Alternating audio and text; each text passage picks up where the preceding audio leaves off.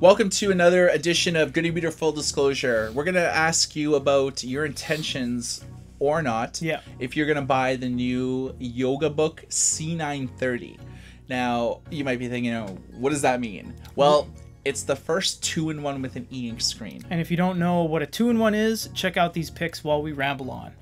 Yeah, so the new Yogabook C930 basically features like a 10.8-inch LCD screen, and then another one with an e-ink screen. You can fold it up so you could just like look at the e-ink screen, or it does a number of things. It could be a keyboard. It has Wacom support with over 4,000 degrees of pressure sensitivity. That's crazy. You can take notes, draw, highlight, annotations. It could be an ebook reader. It has an ebook reading app. Right now, just PDF support, but they will eventually integrate like EPUBs and Mobi and PRC and everything else. It's going to be about $1,000. Yeah. But in terms of, you see from the pictures here, very polished looking device. It's very similar to the Entourage Edge, except that those were kind of smaller screens and way before its time. With like lower versions of Android. This is a full Windows experience on the LCD or LED screens. I kind of feel like that it has a number of things going for it. Haptic feedback on the keyboard itself. Nice, so when you're typing on like the keyboard, especially the e-ink version, when you put it to keyboard mode, it's like you get bzz, bzz, bzz, traditionally bzz, when bzz. people type on keyboards that are simulated either by lasers on screens, e-ink screens, LCD, they lose the feel, the tactile feel of what it is like to push down a key. The haptic feedback doesn't correct the problem, but it makes up the difference. So when you're tapping a flat piece of surface, it'll buzz where you've kind of triggered your Q, your R, your E, your Enter key, and give you that feel that you're typing something out. Yeah.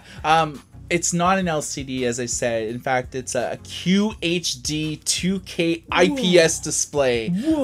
2 speakers that features Dolby Atmos immersive audio. It better for that price. It has actually like these like far range mics that will enable Cortana or Alexa to be hands-free. So everyone can spy on you from afar. Well, I mean, you could just be like, yo, Alexa, play my Spotify playlist, or Cortana, do this, and actually churn it into like a portable like voice assistant. On the go. I think that this is like kind of similar to the Intel Tiger Rapid concept that was first announced like a few months ago. You can see some pictures up above that it's very similar in terms of form and function, except this is like just very unique in the product marketplace. Like a full 2-in-1 with an e-ink screen. A lot of people are very enamored with this. This screams versatility. You can flip it either which way. So if you want your main working surface to be your e-ink and you want less power consumption, you flip it around so your e-ink is at the top and you have full LCD or IQ, IPS, supercalifragilistic, whatever the hell that screen was, on the bottom. And if you want more, I gotta, look at my videos or whatever on the top, you flip that around so you have your working surface as your e-ink keyboard with your visual surface being full, I'll just say LCD, LED, refreshing color. You can sandwich it and use just an e-ink whiteboard tablet. You can flip it around and use just the tablet part of it. It is super versatile. Like Mike said, it's loaded with speakers, faraway microphones, voice assistants built in. It screams versatility, and $999 USD, not Canadian. It's cheaper than like a Microsoft Surface. Like a Microsoft Surface Pro. A Microsoft Surface, when it came out, it was like $1,300, and it did far less than what this is boasting. So $900 isn't that much for what you get on this. Yeah, I mean, you're getting sort of cutting edge specs in terms of like processors. I really like how there's a stylus holder in the back of it, so you can like insert it and keep it like locked into sort of its own department, so you won't sort of like lose it and stuff like that. I found that weird on e-readers that more and more companies are going to the prosumer world of, you know, having stylus capabilities, and more of them are doing away with stylus holders. The DPT S1 had a stylus holder. The RP1 and the CP1 has this abysmal magnetic snap thing that doesn't really hold it, and it'll fall off in your bag. Yeah, or and like every backpack. other company like Onyx and all these other guys, where their stylus support is on point, they don't have a holder for it. Right. So they have like a clip that is supposed to clip to something, but doesn't clip to the e-reader It doesn't itself. clip on the e-reader itself. Exactly. It's like for your lapel or whatever. Whereas this has like a built-in slot dedicated for the stylus. Yeah, I mean,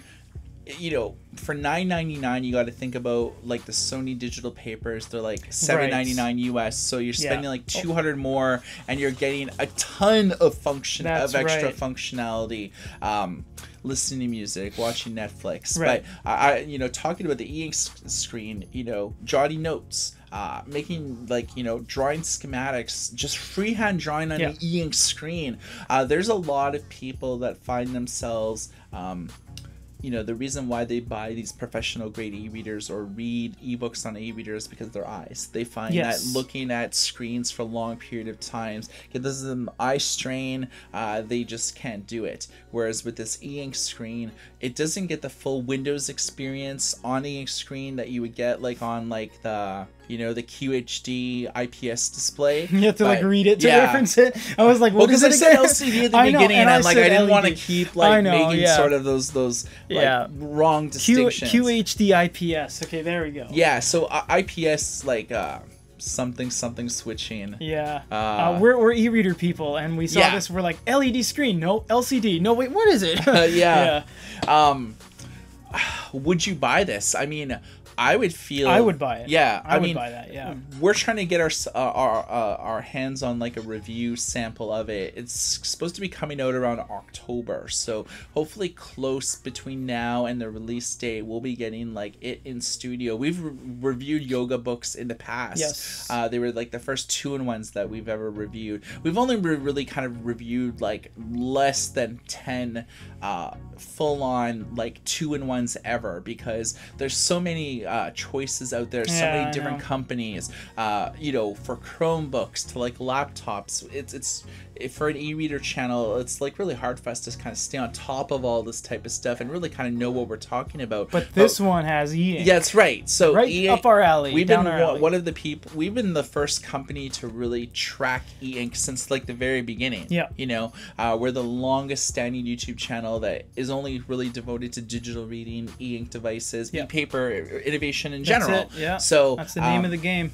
You know, we've been in business for over 10 years now. So to see mainstream company like Lenovo release a product that is a 2-in-1 really goes to show that e-ink now is slowly starting to get away from e-readers and more into other type of products. Practical uses. You know, there was the hygrometer that you know, Huawei. It measures Xiaomi. Yeah, and now we have e-ink testing bus stop signage. Solar-powered signage. In Japan. And we have price tags that even Canadian superstores were using e-ink on all their price tags. I mean, you know, it's not just about reading on e-ink devices. It is mainly about power consumption and the ease on your eyes. Because you may not notice it, every time you look at a cell phone or a TV, it's flashing to your eyes anywhere between 23 and 120 times a second. Yeah, I mean, it can agitate you. A lot of people say that like e-ink is synonymous with e-readers, but you know, Fez Watch e-ink watch, e-ink watch. There's e-ink bracelets. There's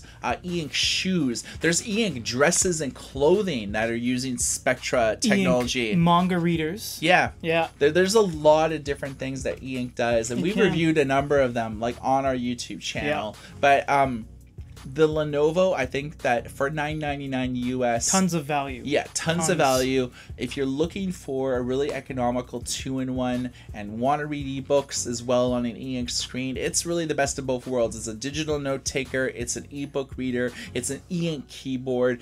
Slowly over time, more functionality will be added to it, and I would say one of the big reasons why you should buy this is to support it. Show Lenovo that this is a product that people want. Right. And if they sell enough, they'll release a second generation model. It may encourage other companies that make 2-in-1, like Follow Asus, the lead, yeah. They Samsung. make Tons of 2-in-1. Exactly. Yeah. They're one of the companies that are like multiple 2-in-1s every single year. That's right. And if you support this and a lot of positive press comes of it, more companies are reviewing it, we might see more of this technology come in the ensuing years. And once color e-paper, like the modern generation, like the advanced color e-paper display, once that gets optimized for e-ink, that's going to be a game changer for a lot of these companies making 2-in-1s. You've heard our thoughts. Let's hear yours.